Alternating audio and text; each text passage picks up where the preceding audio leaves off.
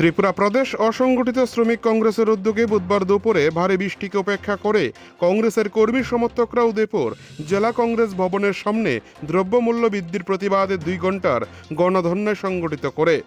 এই গণধর্ণায় ছিলেন ত্রিপুরা প্রদেশ কংগ্রেসের সভাপতি আশিস কুমার সাহা, এছাড়া ছিলেন জেলা কংগ্রেস সভাপতি টিটন পাল, ব্লক কংগ্রেস সভাপতি থেকে শুরু করে যুব কংগ্রেস, মহিলা কংগ্রেস এবং শ্রমিক সংগঠনের প্রদেশ নেতৃত্ব এবং জেলা নেতৃত্বগণ। এই দিনের গণধর্ণায় ভাষণ রাখতে গিয়ে ত্রিপুরা প্রদেশ কংগ্রেসের সভাপতি আশিস কুমার সাহা রাজ্যে বিদ্যুৎ বিলের মাসুল বৃদ্ধি নিয়ে তীব্র আক্রমণ করেন রাজ্যের বিদ্যুৎ মন্ত্রী রতনলাল নাথকে। পাশাপাশি সিএনজি, রান্নার গ্যাস, টিএনজি ও নিত্য প্রয়োজনীয় জিনিসের দাম দিনের পর দিন বৃদ্ধি করা হচ্ছে, তার জন্য সাধারণ মধ্যবিত্ত গরিব অংশের মানুষের পকেটে অর্থের টান পড়েছে। যেভাবে কেন্দ্রীয় এবং রাজ্য সরকার দেশ এবং রাজ্যকে শোষণ করে চলেছে, তার ফলে জনজীবন বিপর্যস্ত হয়ে উঠেছে গোটা ভারত জুড়ে। আজকের এই গণধর্ণায় আসা প্রতিটি কংগ্রেস কর্মীর সমর্থক যেভাবে ভারী বৃষ্টিকে উপেক্ষা করে গণধর্ণায় বসেছেন, তার থেকে স্পষ্ট ছবি ভেসে উঠছে। আগামী দিন সরকারের আয়ু বেশি দিন নেই।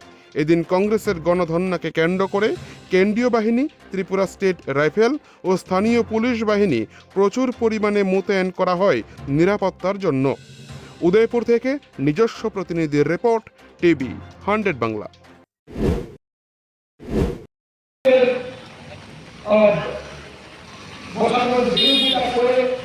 এবং এই রাজ্যে বিদ্যুৎ চার্জের সঙ্গে যে সমস্ত বিষয়গুলিকে ধরে দেওয়া হচ্ছে, যাতে করে মানুষের বিদ্যুৎ বিল বিভিন্ন ক্ষেত্রে শুধু বেড়েই যাচ্ছে না, মাত্রাতিরিক্তভাবে বিদ্যুৎ বিল যখন বাড়ছে, মানুষের আজকে নাভিশ্বাস উঠেছে। এই বিদ্যুৎ দপ্তরে বা বিদ্যুৎ নিগমের এই যে প্রয়াস, এই প্রয়াসে শুধু ক্ষতির সম্মুখীন যারা এখানে বসে গণঅবস্থান করছেন বা জাতীয় কংগ্রেস দলের ত্রিপুরা রাজ্য প্রদেশ কংগ্রেস, তারাই শুধু সম্মুখীন হয়।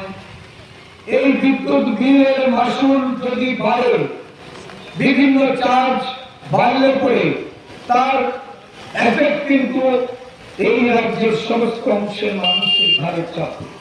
এটা শাসক দলের দ্বারা নিম্ন আয়ের মধ্যবিত্ত পরিবারের যারা কর্মী সমর্থক, তাদের ক্ষেত্রে যেমন প্রযোজ্য হবে, বড়লোকদের ক্ষেত্রে যেমন প্রযোজ্য হবে, সমস্ত মানুষের, এখানে যারা আরক্ষা প্রশাসনের বন্ধুরা আছেন, তাদের ঘরেও কিন্তু এই বিদ্যুতের মাসুল বৃদ্ধির দায়ভার তাদেরকে নিতে হবে।